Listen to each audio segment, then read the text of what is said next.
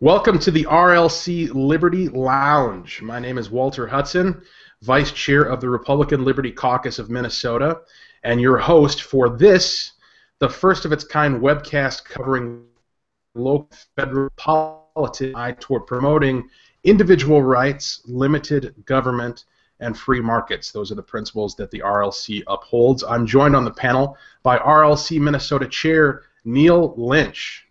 Neil, how you doing?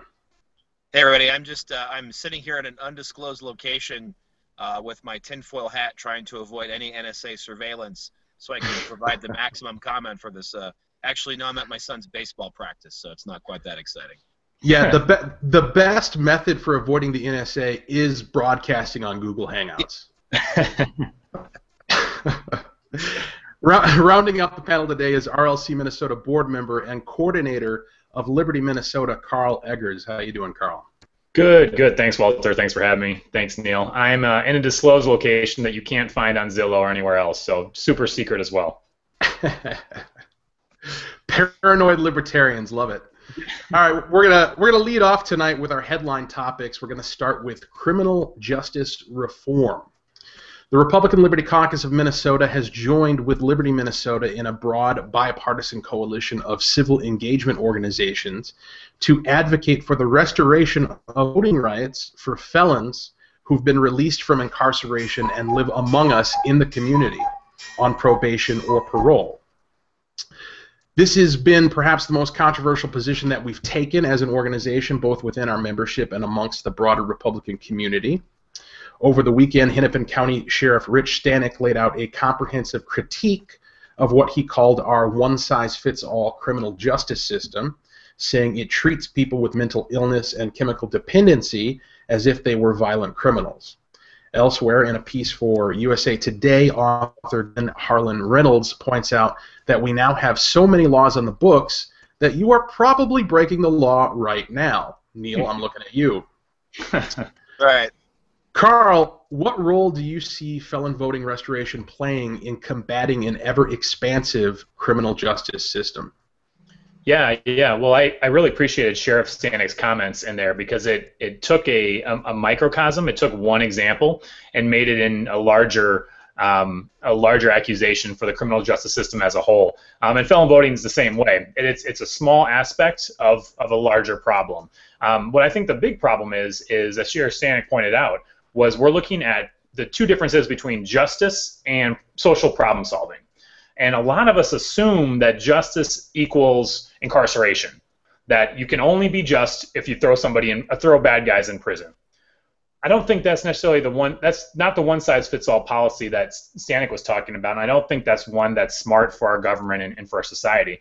So the felon voting, for instance, is saying you're out of prison, you made a mistake, but you have rights back, you get your civil rights back.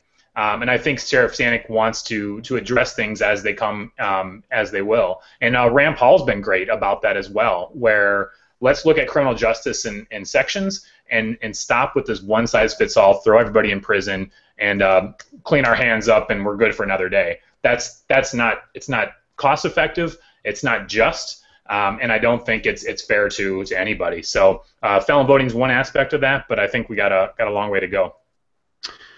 Neil, what other reforms could we look to beyond felony voting restoration to address the concerns cited by Sheriff Stanek and Mr. Reynolds in these op-eds? Well, and it's interesting. I mean, it's funny that the cuckoo clock went off. I think it was in your house, Walter, because yes, absolutely. Because frankly, a lot of people, and I'm really surprised at the pushback we're getting from Republicans who think that we are cuckoo for wanting to pursue this. I mean, to talk about the other reforms.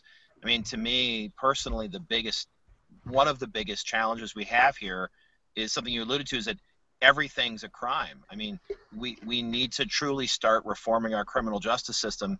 We need to start rolling back these laws where everything's a crime. And I think that, a lot of times these laws are brought up because something bad happens and well-meaning people who happen to be legislators create laws and criminalize everything. The thing is, you're not going to reform behavior just by passing a law saying you can't do it. So I just think, on a broader scale, we really need to look at as a wholesale all of the laws that that we pass and everything that is a crime. And there's the term that liberty people like to talk about is the victimless crime. I say we start there. Start repealing back these victimless crimes, and that ends up having a cascade effect. Fewer crimes, fewer people in prison, fewer people where we have to even worry about the fact that they can't vote when they're out of jail.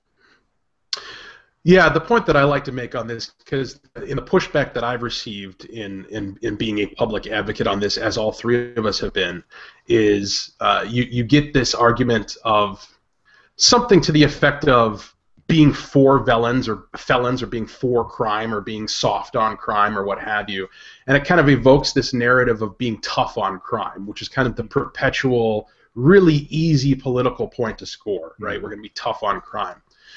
And if by crime you mean actual violations of people's rights, then by all means, yes, we should be tough on crime, and we should do that utilizing incarceration as one of our primary means of affecting justice, which is the objective of the justice system. But if by crime you simply mean any violation of any statutory law or ordinance or what have you, well, now you've opened up, in the current context, the modern context, you've opened it up to the fact that we've basically have criminalized life. Like, existing is a criminal act under the status quo. And right. So, if you're going to say be tough on crime in that context, what you're really advocating for is a kind of a naked tyranny. So that's part of the reason why I personally support the felon voting registration initiative. But it's not where the process needs to stop. We need to move forward with broader criminal justice reforms that really take a look at, as both of you guys said, what is the nature of crime, what ought to be a crime, and how we ought to treat it. Well, honestly, I think a lot of it comes with this notion that poverty, there's high correlation and causation rates, right, between poverty and crime. And that's not a topic that we Republicans really want to address or think we're qualified to address, rightfully or wrongfully, that poverty causes crime. But if we want to look at the war on drugs, like Neil referenced, let's look at poverty, let's look at race, let's look at gentrification and see how these crimes and how being tough on crime, how throwing people in jail for drug possession ruins lives, ruins generations, and ruins neighborhoods. That's exactly the kind of message that we Republicans have a chance to say, hey, no, I'm on your side, and this doesn't make sense fiscally, it doesn't make sense social justice-wise, which I know we're scared to talk about, and it doesn't make sense from a justice standpoint. So if we want to be tough on crime, let's really address the social problems and relook at our criminal justice system, and at the same time, we can show a lot of empathy, which none of us and none of our parties really known to show. Well, I have a great idea. Let's outlaw poverty, and then we just works, right? Oh, wait a second. I don't think it's been tried yet. We can give it a shot. All right, our other headline topic tonight takes us elsewhere in the country. Indiana Governor Mike Pence has just signed a law that some detractors claim could sanction discrimination against gay people. According to the Star Tribune, the measure, which takes effect in July, prohibits state laws that substantially burden a person's ability to follow his or her religious beliefs. The definition of person includes religious institutions, businesses, and associations. Neil, this question's for you. Has Governor Pence just set the Republican Party back 20 years and doomed his state, or did he stand for the right principle in this case? So, this is one of those, and this is what I love about modern politics is the either or, right? Because that's how you phrased it is very similar to how, a reporter would phrase it if they were talking to somebody. And I think the way I like to look at it is that the greater challenge is in this whole area of personal liberties. I feel like that the problem is, instead of just not passing any laws and letting people act the way they want, so long as they don't discriminate the right or abridge the rights of others, we've added law on top of law on top of law on top of law. Now we have this Jenga stack of laws now, and any new thing that gets put on top of that just seems to make the whole thing even shakier. And I guess for me, part of me wants to say, look, if you want to, and I think I've even seen some examples, and I don't know if they're real or not because, the internet is believe it or not, is not always right. I've seen signs where people have already said, gays stay out or gays not welcome. And it's like, part of me says, yeah, it's fine.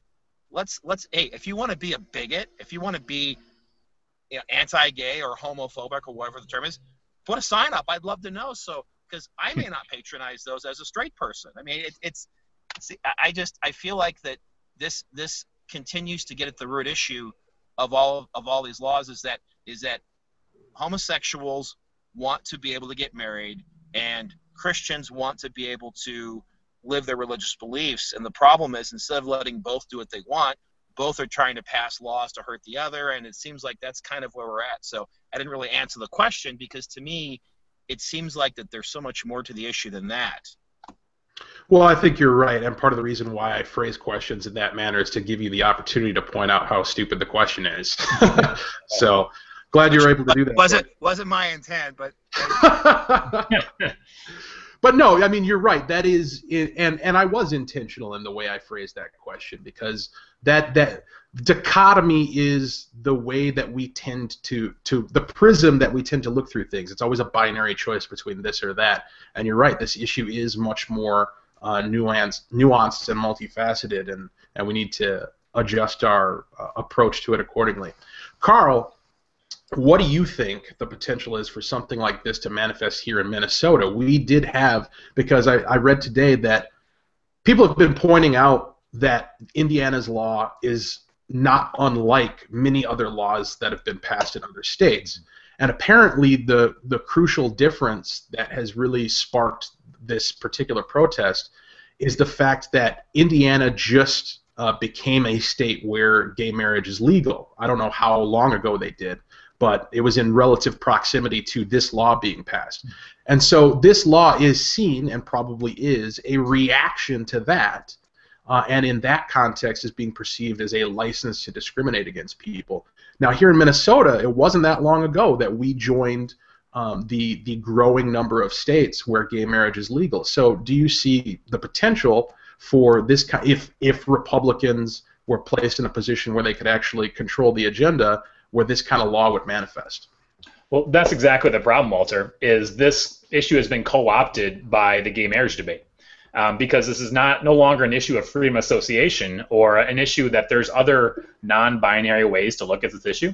This issue is Christian bakers discriminating against gay couples. And that's what people think the issue means and is all about, rightfully or wrongfully. There's obviously that component to it, but I don't think in Minnesota we will have the opportunity to look at an issue because how closely it's tied to gay marriage. I know Michigan's looking at the same religious protections and things like that, the religious laws. But I think if we looked at this issue from a constitutional aspect and from a human rights component, not only the right to sell whom I want to, but also the right to buy from whom I want to as well. If we looked at it from that perspective, then I think there's reasons why we definitely should move forward with a law like this. Not that we need to codify people's inherent rights, but I think that we can reframe the issue from being either you're pro-Christian or you're pro-homosexual. You're one or the other. And obviously, we all think it's never that simple. And we libertarians think that the government, one, shouldn't protect religious classes, and two, shouldn't protect any class, ultimately. There should be no group of people that have special protections over another, and that's kind of a scary and a taboo thing to talk about these days. But if we really want to talk about a constitutional-friendly, minimal government, we shouldn't be looking at special protections for anyone. But here in Minnesota, we passed gay marriage, and I think it's right to have equal protection under law for all people, regardless of race or color or group. So I don't think a law like this would pass in a bluish state like ours. But yeah, that issue has definitely been co-opted already, and it's only been a law for what, less than a week now? Yeah, it's really, to me, it's kind of sad, because you're right, and both of you alluded to this. This really is about freedom of association, and the thing about free association, it's like freedom of speech, right? Freedom of speech only matters in a context where the speech is offensive. And it's the same thing with freedom of association. Freedom of association only matters in a context where you object to how somebody is utilizing their freedom of association. And we've gotten to a point in our culture, both in the social culture and the political culture, where we no longer, at large, we no longer seem to accept that people have a right to be offensive, that people have a right to say things that are offensive, to make choices regarding their associations that are offensive, to control, utilizing their own judgment, their own values, the relationships that they enter into. And that whole point is completely lost in this debate that's going on over the Indiana law. And I think part of the reason, and you highlighted this, Carl, part of the reason is because it is a religious freedom bill, right? You're singling out religion as the qualifying aspect, the context in which liberty or freedom matters, when in point of fact, it shouldn't matter whether your reason is religious or not. It should just, what matters is you're an individual, you own your life, you own the product of your labor, and you get to decide what relationships you enter into and on what terms. And whether your reasons are motivated by religion or reason or complete and utter nonsense, irrationality, bigotry, whatever, is completely beside the point. It's your right to make those choices. And the integrity of that argument is undermined by focusing on the religious aspect. Right. And, you know, it's something interesting, too. You know, they're fighting this battle when there are so many other battles to fight. As an example, on a side note, in California, you know, they have their citizen ballot initiative process where you get enough petitions and you can get anything on the ballot. There's actually a ballot initiative that I believe crossed the threshold called, and I'm not joking here, the Sodomite Protection Act, and it's a law that basically says you're allowed to kill gays. And it got 325,000 signatures in California. And someone told me about it, and I couldn't believe it. And I read it, it's there, it exists. There was a huge controversy over it. I mean, if there are groups that want to fight this, if this is their biggest battle to fight, I think there's a lot of different and better battles to fight elsewhere in that regard.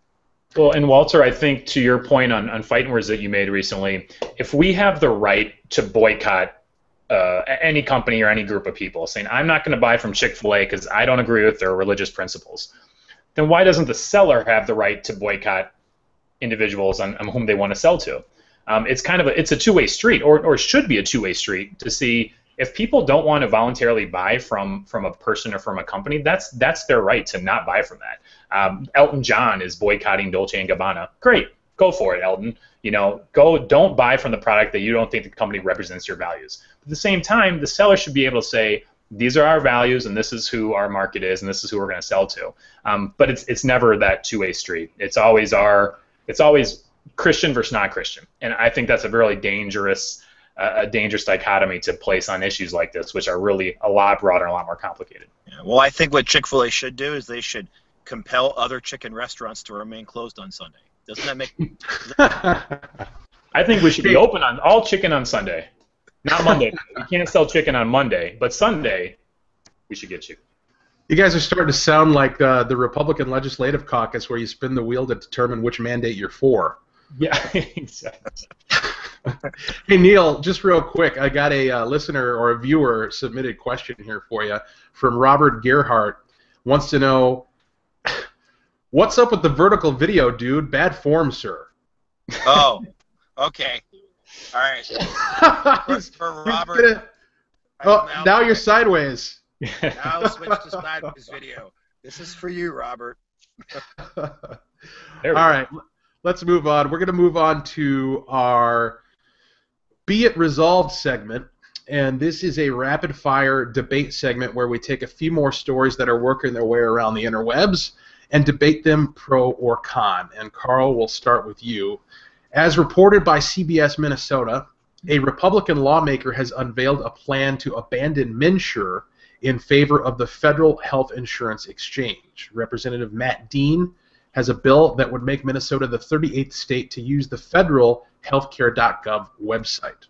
So, Carl, here is your topic. Resolved. Scrapping MNsure and replacing it with a federal health insurance exchange is a step in the right direction for the people of Minnesota. Will you be taking the pro or con position? I'll take the con on that one, Walter. I don't know if the problem or the solution is worse with that one, actually. The problem of having socialized health insurance is a big one and is one we're all facing, but the one a reality that we're living in. But Matt Dean's recommendation to forego our 10th Amendment rights, just push those right back up the food chain to the federal government, I think that's actually making the problem that we currently have make that worse. So I don't think that's the right solution to what we're facing today. Combating Obamacare, that's a gigantic thing that I'm not personally willing to be the vanguard on. But I think our legislators have to look at what can we do and protect our states' rights, protect our 10th Amendment rights, to have the most control that we can over this federal law without foregoing those rights. And so I don't understand where that bill's and where that push is coming from. I don't know of many conservatives who would rather go to the federal government rather than the state. As bad as MNsure is, and nobody's arguing that it's great, I think that we need to keep it as close to the voter and as close to the people that are watching as we possibly can. All right, Neil, let's get your take. The resolution is scrapping MNsure and replacing it with a federal health insurance exchange is a step in the right direction for the people of Minnesota.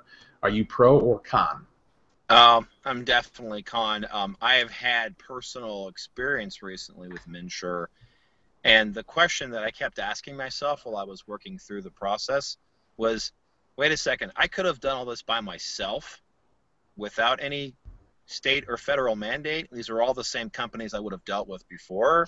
The only reason you wouldn't is if you were considered poor, then you'd go to Minnesota Care, which, by the way, still exists in the MNsure system. I confess not knowing all of the nuances and details, but the big thing to me is that it just seems like it's just become overcomplicated.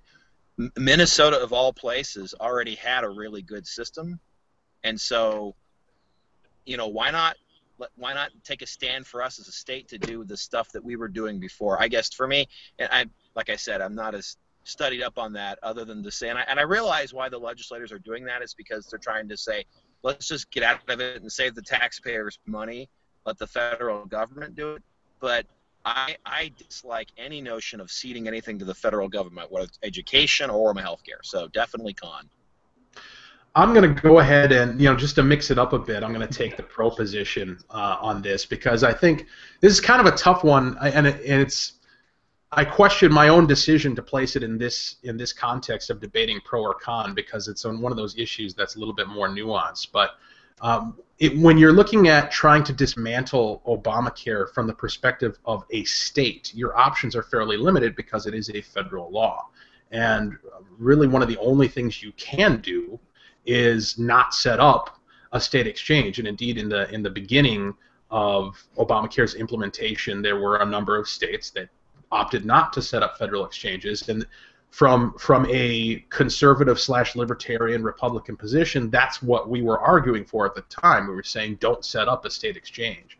And so this law basically undoes the state exchange and puts us in a position where we would have been anyway under Obamacare, which from the position of a state legislature, you don't really have any ability to change. So I don't think the points you guys are making are off base, but just wanted to kind of play devil's advocate a little bit there. Well, we know you're a statist, Walter. You're not true liberal. This is on video, Walter. Be careful. Yeah. That's right. So moving on. While you're at it. Moving on to the next topic, a Pioneer Press analysis of registered lobbyists found that since 2002 alone, at least 5 dozen legislators have registered to lobby their former colleagues once their election certificates expired. Their ranks include 3 former Senate Majority Leaders, former House and Senate Minority Leaders, former committee chairs, former lawmakers who worked for the state government and then turned to lobbying, and a host of others. The lawmakers turned lobbyists are equally likely to be Democrats as Republicans. Neil, here's your resolution. Restrictions should be placed on current and former legislators to prevent them from transitioning quickly into lobbying their former colleagues. Pro or con? I'm definitely con on this one because, first of all, any kind of arbitrary limit you put on it, they're going to end up there anyway. And I would just, frankly, assume that you show your true colors, and I mean, think about the lobbyists who we all suspect are going to get, or excuse me, all the elected representatives who are going to get cushy jobs. Like, for example, there's always jokes down where I'm at in Rochester about the retiring lobbyists getting, or retiring legislators getting Mayo lobbyist jobs. I guess in a way it's kind of a free market issue. If once you leave the legislature, once your election certificate's invalid, there really shouldn't be any restriction on what you can and can't do. I mean, you have to identify yourself. People know who you are, and I think whether you wait a year or 5 years or nothing, it's still up to voters to understand, how lobbying affects, how the process happens, in St. Paul. So for me, I guess restrictions I don't see how restrictions actually stop the inevitable from happening, and so I definitely take a con on this. Carl, what's your take? Yeah, I'll take con as well. I mean, that's what I think, but it's kind of like the homophobic bakers that we talked about with the Indiana law, right? You're part of this law, you're part of this group, and you're immediately, the antagonist. You're immediately vilified because you're a member of this group. Lobbyists are that same way. That you hear lobbyists and you think, oh, well, these guys are greasing palms and they're fighting for somebody's views at state capitol or at the federal capitol, and that's inherently bad. I don't think that the title of lobbyist is an inherently bad title or job or role. I think it's actually a uniquely American title and job and role that we need to have people lobbying, people and groups lobbying our legislators daily. The problem exists when those lobbyists expect handouts. They expect protections for their group. They expect money to flow back to them. That's where the root of the problem is. It's not that campaign donations go to candidates or lobbyists lobby legislators. The problem is money flowing back to private groups and private people. So I don't think that legislators should have to, I think they should be able to transition quickly to becoming lobbyists if they want to. But I think if you really want to get to what the problem is in this scenario, is let's stop the flow of money back to our lobbyists' hands and back to the groups they represent. Yeah, I think this falls, I agree with both you guys. I think this falls into the same category as campaign finance, where money is demonized as the source of all evil, right? When in point of fact, the problem is power. It's not that people are down there transitioning from being a legislator to a lobbyist that creates the problem. The problem is that there's something there to lobby for. There's something there for money to buy. Government has the ability to initiate force against individuals to control our lives, and the person who has the most access and the most money gets to steer that wheel. That's the problem, and I don't know how restricting lobbyists really solves that problem, as opposed to restricting government itself, which really seems to be a higher ideal.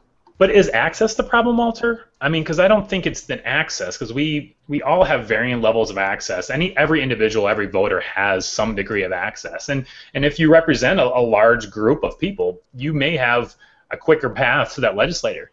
The problem is what you expect or what you get in return for that access. You shouldn't get anything, right? I mean, ultimately, you shouldn't get any special protections or money for your group. But it's not having more money than the next person that's the problem. It's getting special treatment, which I think we've seen in a few cases here is the ultimate root of our society's problems and of government's flaws, in my opinion.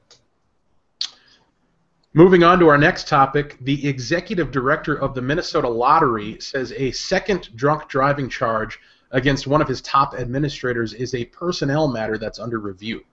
Ed Van Pitten said Thursday the lottery's assistant director, Jonine Canfield, is still employed by the agency and that the matter has had no effect on lottery operations. Elsewhere, reporting on this has indicated that some legislators and officials have called the lottery's credibility into question on account of the drunk driving charges. Carl, here's your resolution. The credibility of lottery operations has been severely compromised by the conduct of its assistant director. Be taking the pro or con position on that? No, I'll take the con position on that, Walter. I don't think that that's one individual's drunk driving case would compromise the credibility of the entire institution. I think the entire institution is capable of doing that on its own. I think the mere fact that we have a state-funded, organized, run gambling network should lose all credibility to that network itself. It may surprise you, but all people make mistakes, even mid-level government bureaucrats. I think especially mid-level government bureaucrats make mistakes. I know Neil is shocked. So I don't think it's the actions of the individual that should affect the whole group and how we look at that group, but it does cause us to look at why do we have a state lottery? Why do we have a state-mandated vehicle to prey on the poor? You want to talk about protecting, the vulnerable or protecting the poor or helping them get out of poverty, then let's get rid of the state lottery, because that's one of the biggest wastes of money for anybody, much less those that have very little. And studies have shown that those that have very little to spend the most money on pie-in-the-sky dreams like the state lottery. Of course, I think we've all played the lottery at some point. But when you don't have a lot of money to spend and you're trying to decide between the essentials and you spend that on a Powerball ticket or on a state lottery, I think that's a misuse of government power, of resources, and sends the wrong message to those that need help the most. What do you think, Neil? Is the credibility of lottery operations severely compromised by this assistant director's drunk driving charge? So I'll say con, and I'll approach it a little different angle than Carl did. Of course, I totally agree with Carl that the government should be in the business of running a gambling operation. But it's a straw man, because frankly, the people I don't know this for sure, but I'm going to guess that the people who are up in arms about these drunk driving convictions, and if they're saying it's calling credibility to the entire organization, these are the same people who have a problem with the organization to begin with. And yeah, like Carl, what Carl said was that it doesn't. I mean, that's a moot point. Just really from a personnel perspective, no, I don't think that's the case. And let's be honest, if drunk driving and overindulgence in alcohol is a ground for disqualifying, then you could probably look at a large portion of the Minnesota legislature and everybody qualify them too. Current and former, right, Neil? Yeah. Yes. Absolutely. Yeah, I mean, the reason I picked this story is, I saw the television reporting on it, and as is so often the case with television reporting, it was just replete with alarmism, right? Like, this gal, she's the assistant director of the lottery, and she was drunk and driving. Therefore, you can no longer trust your 1 in 162 million odds of winning a jackpot. The absurdity of that statement really knows no bounds. But yeah, I agree with you guys as well. This isn't something government ought to be doing. And if you think that the reason you haven't won the lottery is because it lacks credibility as an institution, then you might have slightly more complicated problems than winning the lottery is going to solve. If she wasn't drunk, she would have pulled my numbers, right? That's right. That's exactly right. I could have been the winner. Well, yeah, because because the assistant director is the one who's actually turning the wheel, right? Maybe she is. I don't know. I have no idea. Right. You can take that argument to its absurd conclusion. It was, I saw Paul Molitor once have an adult beverage, therefore he's unfit to manage the Minnesota Twins. Yeah, right. Exactly. Right. All right, we're going to move on to our town hall segment tonight. Here we take your viewer-submitted questions. You can send us your questions at any time by emailing us at rlcminn@gmail.com. That's rlcminn@gmail.com. You can also tweet your questions to us using the hashtag Liberty Lounge. That's one word, Liberty Lounge. And we'll pick out some live questions as we go. So to get us started here, Dave Thule writes, how can I, as a local GOP leader, help persuade libertarians that the Republican Party represents the best chance of accomplishing their goals? Yeah, there's three, that's a great question. And I think there's three simple things you can do to do that. One is join the RLC, self-promotion, we have to do that, right? Yes. That's the avenue for change in the Republican Party's RLC is what I believe. Two is I think a lesson that we all have to learn, especially in light of recent events, is don't be a jerk. Don't be a jerk to your grandmother, don't be a jerk to the blue hair at your convention, and don't be a jerk to other Republicans. And the third thing I think is we need to really focus on issues and on principles rather than party above all. Yeah, let's support Republicans and let's work within the party because we share a lot of common values, but let's really focus on why we're Republicans. Not on the partisan label itself, but on what republicanism means to us. And I think to a lot of us, it means small government, it means individual rights. Right, and I'll add on to that. I'll add on to that because I'm somewhat familiar with Dave Thule's district, and I've met Dave personally. He's a great guy, super good, upright, very high character person, and I definitely appreciate him and what he's done and how he's involved in the party. Unfortunately, I know that especially back in 2008 and 2012, I know a lot of new people who came into the system under certain pretenses, translate Ron Paul, were treated very, very poorly by the BPLU leadership. And so, unfortunately, now the vast majority of those people, at least down in the first congressional district and even in the Olmsted County area, they've left. They've abandoned, the party. They've abandoned any hope that they would rather do nothing than be involved with the Republican Party. So I think that, as much as a lot of those people did what I would consider some unsavory things, and a lot of them were just being told what they should do or given instructions, I think that the party leadership should be the ones to be the bigger people and include them and help them understand why their path, the way they're going about things, might not work so well. And instead of actively going around a room and shouting people down, as I know happened on several occasions in 2012. Now, the good news is I think that a lot of the new leadership in CD1 and especially in Olmsted County with Aaron Miller's election to chair, I think a lot of that attitude is going to change. But that's my big thing is the ones who are here, don't be jerks to the people who come in, even if they're being jerks to you, because you're supposed to be the bigger people. Show them the way. Sure.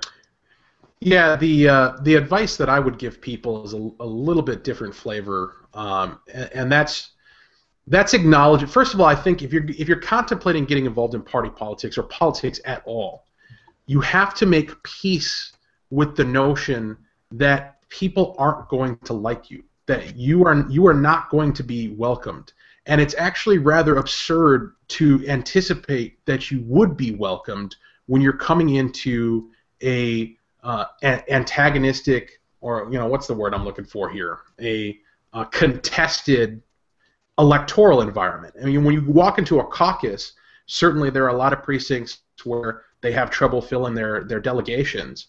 But if there is contested delegate spots, if there are contested endorsements, if there is an election where there's more than one person on the ballot, then you're walking into an inherently combative, antagonistic situation, and so you have to be okay with that. We have to put on our big boy pants, right?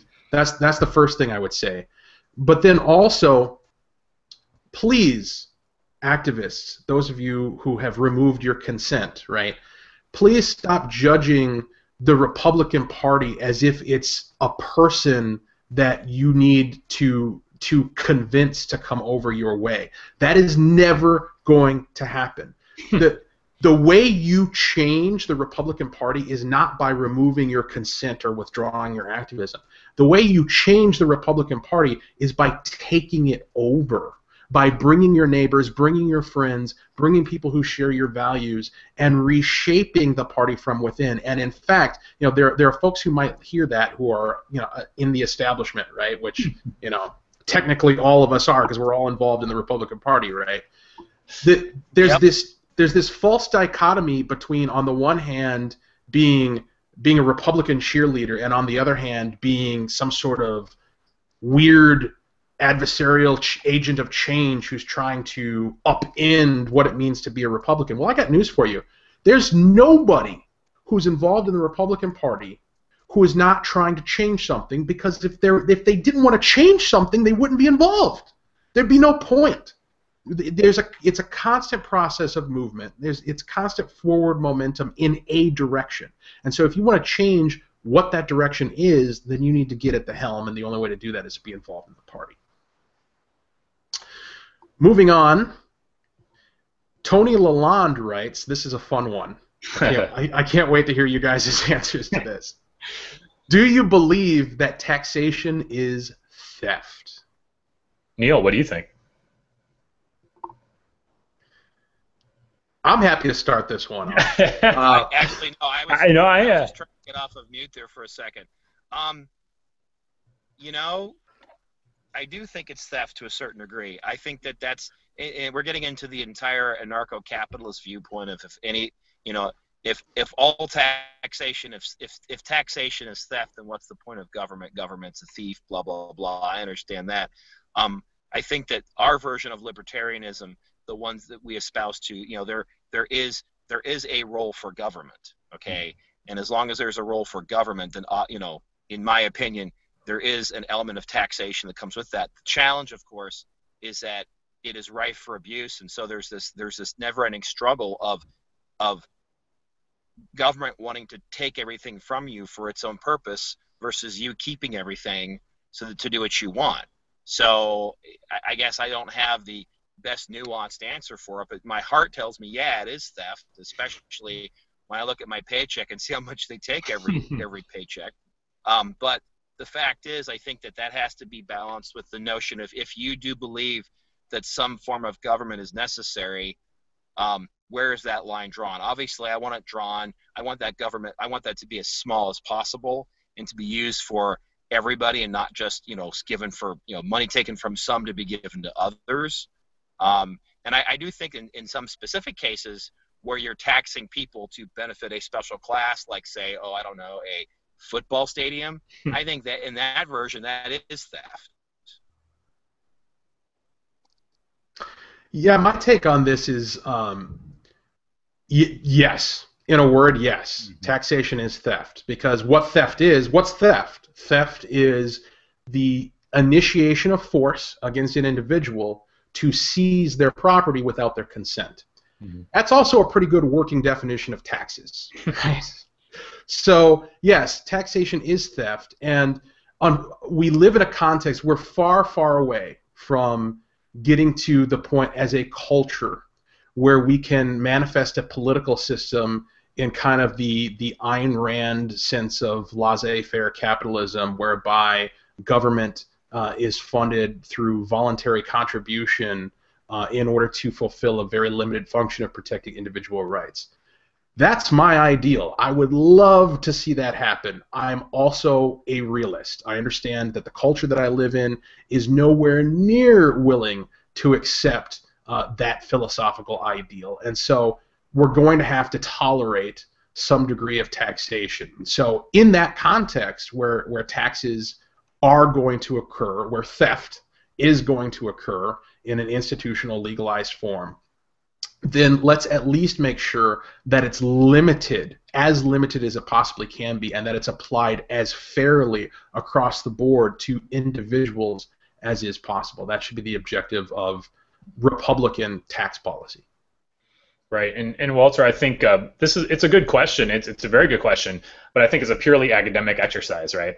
Like, from an academic standpoint, from the definition of these words, sure, it is theft. I think we'd all agree from a political science perspective, it is theft. So, like Neil said, then the question remains: if all theft is immoral, if we assume all theft is wrong, then are we comfortable with no taxes whatsoever or some degree of tax? And I think that most of us in the Republican Party, or almost any party, including the Libertarian Party, I think most of us would agree that some level of taxation is moral and is justifiable. Now, the question is, what do you do about it? Like you said, you're a realist. We're all realists. We don't think we're going to overnight pass a bill to get rid of all taxes, as great as that society may be. The question is, what do we look at? What institutions do we look at to reduce that tax burden on each individual, where the government needs less and less and less? I think you look at defense, we definitely look at entitlement programs, right? Social Security, welfare, Medicare, these programs that suck most of your paycheck out go to these programs that are already failing on their own and won't be there when you need them. So if we look at those and reforming or eliminating those programs, then maybe we can get to a point where we can have the real discussion of, do we even need a tax system whatsoever? But until we get rid of these large entitlement programs and reduce the tax burden on that, I think that that's a tough conversation to have with any average Joe voter or average Joe partisan. All right, that's all the time we have tonight, folks. Thank you so much for joining us for this trial episode of the RLC Liberty Lounge. Pretty sure we're going to be back, but listen, if you liked the show and you'd like to see more of it in the future, be sure to let us know. Contact the Republican Liberty Caucus of Minnesota on Facebook. Follow us on Twitter at RLCMN. Email us at rlcminn@gmail.com. Consider becoming a member, please, of the Republican Liberty Caucus. You can visit rlcminnesota.org. That's rlcminnesota spelled out, .org. Subscribe to our YouTube channel and share the link of this video with your friends. Neil Lynch, where can people contact you online? Oh, did he already leave us?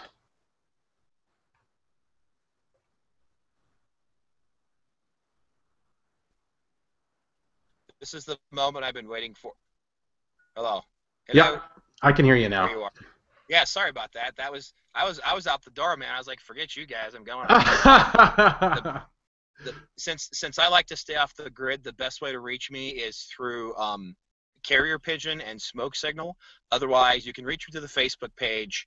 I don't mind giving out my personal email, broneeho@gmail.com. My Twitter handle is Neho, Neeho. You can reach out there, or you can send an email to the RLC general email address, which is rlcminn@gmail.com. One way or another, I'll get back to you. Sounds good. And unfortunately, we lost our connection with Carl. Looks like he's having some technical difficulties. So you'll just have to find him on Facebook. Should be easy enough. My name's Walter Hudson. You can find me on Facebook or Twitter at Walter Hudson. Check out my daily podcast, Fightin' Words, which you can find at fightinwords.us. That's Fightin' Words without the G.us. And until next time, take care. Thanks for watching. All right. Bye, everybody.